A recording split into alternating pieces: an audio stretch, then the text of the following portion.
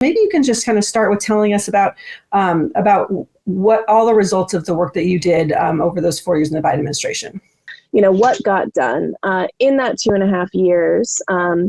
Not only were we able to award more than $107 billion, obligate more than $98 billion, and again, get tax guidance out on the street on 23 distinct clean energy tax provisions, but we really saw was the entire economy responding to that law with speed and with alacrity. And so in the course of that 2.5 years, there were more than $400 billion in private sector announcements of planned or real investment.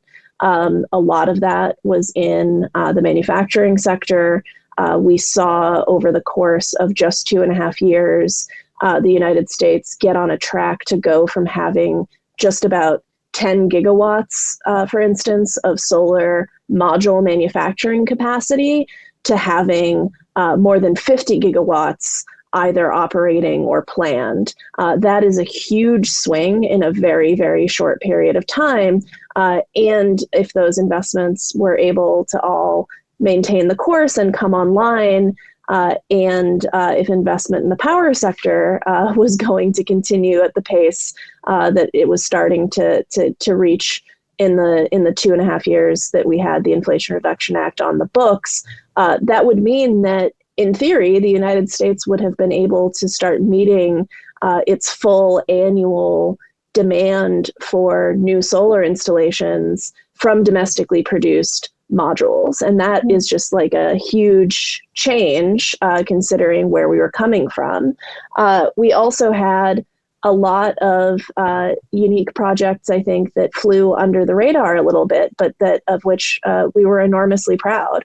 And so, for instance, in December of 2022, my then boss, John Podesta, was able to do a big announcement with Lou DeJoy, the Postmaster General of the United States Postal Service, with big plans to transition the postal fleet using both money from the Inflation Reduction Act and money from the Postal Service's own operating revenues to new electric vehicles, some of which were custom designed and that you can actually start seeing now out on the street.